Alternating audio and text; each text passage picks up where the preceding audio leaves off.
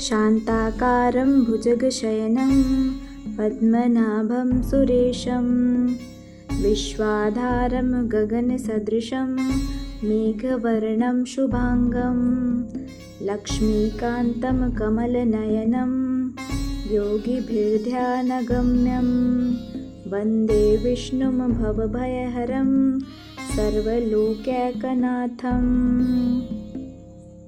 अर्थात जिनकी आकृति अतिशय शांत है, जो शेष नाग की शैया पर शयन किए हुए हैं, जिनकी नाभि में कमल है, जो देवताओं के भी ईश्वर और संपूर्ण जगत के आधार हैं, जो आकाश के सदृश सर्वत्र व्यापक हैं, नील मेघ के समान जिनका वर्ण है, अतिशय सुंदर जिनके संपूर्ण अंग हैं, जो योगियों द्वारा ध्यान करके प्राप्त किए जाते हैं, जो संपूर्ण लोकों के स्वामी हैं, जो जन्म मरण रूप भय का नाश करने वाले हैं, ऐसे लक्ष्मीपति कमल नेत्र भगवान श्री विष्णु को मैं प्रणाम करती हूँ।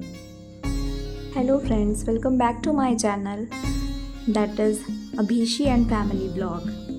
आज 6 सितंबर 2025 आज अनंत चतुर्दशी है।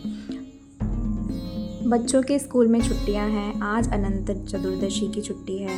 हमें नहीं पता, कितने लोगों को नहीं पता कि अनंत चतुर्दशी क्या होती है। तो अनंत चतुर्दशी हमारे हिंदू धर्म में बहुत खास महत्व रखता है। भाद्रपद मास की शुक्ल पक्ष की चतुर्दशी को यह पड़ता है। इसी दिन भगवान गणपति जी का विसर्जन भी होता है। हालांकि गणपति विसर्जन और चतुर्दशी का कोई आपस में कोई मेलजोल नहीं है, यह एक संयोग मात्र है, क्योंकि गणेश चतुर्थी तिथि में बैठते हैं गणेश जी और ठीक 10 दिन बाद उनका विसर्जन होता है। तो ठीक 10 दिन बाद चतुर्दशी पड़ती है। इस दिन भगवान विष्णु जी की अनंत रूप की पूजा होती है। आइए सुनते हैं अनंत चतुर्दशी व्रत कथा। एक समय की बात है, जब पांडव वनवास में थे। द्रौपदी बहुत दुखी थी और चिंतित रहती थी। तब श्री कृष्ण उनसे मिलने आए और बोले, हे द्रौपदी, तुम्हारे सभी दुखों का निवारण करने वाला एक महान व्रत है, अनंत चतुर्दशी व्रत। यदि तुम इसे श्रद्धापूर्वक करोगी तो तुम्हारे जीवन से सभी कष्ट दूर हो जाएंगे और तुम्हें सुख समृद्धि की प्राप्ति होगी। फिर श्री कृष्ण ने अनंत चतुर्दशी व्रत की कथा सुनाई। बहुत समय पहले एक ब्राह्मण था जिसकी पत्नी बड़ी धर्मपरायण थी। उसने अनंत चतुर्दशी का व्रत किया और हाथ में अनंत सूत्र बांधा।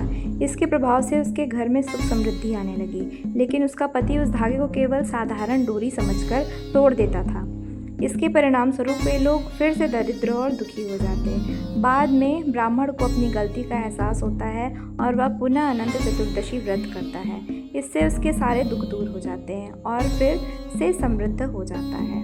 श्री कृष्ण ने कहा, जो भी मनुष्य अनंत चतुर्दशी का व्रत करके हाथ में अनंत सूत्र बांधता है, उसके सभी दुख समाप्त हो जाते हैं और उसे अनंत फल की प्राप्ति होती है। तो फ्रेंड्स, ये थी अनंत चतुर्दशी की व्रत कथा। अगर मेरी वीडियोस पसंद आती हों तो प्लीज़ लाइक शेयर करना ना भूलें, और जिन्होंने मेरी सब्सक्राइब नहीं किया है चैनल को, so please subscribe my channel. आगे और तरह तरह की कथाएं लाती रहूँगी। अगर आपको कोई और कथा जो सुनना चाहते हो आप, सो प्लीज़ मुझे कमेंट सेक्शन में ज़रूर बताइएगा। आज के लिए बाय बाय, और आप सभी लोगों को अनंत चतुर्दशी की बहुत बहुत शुभकामनाएं।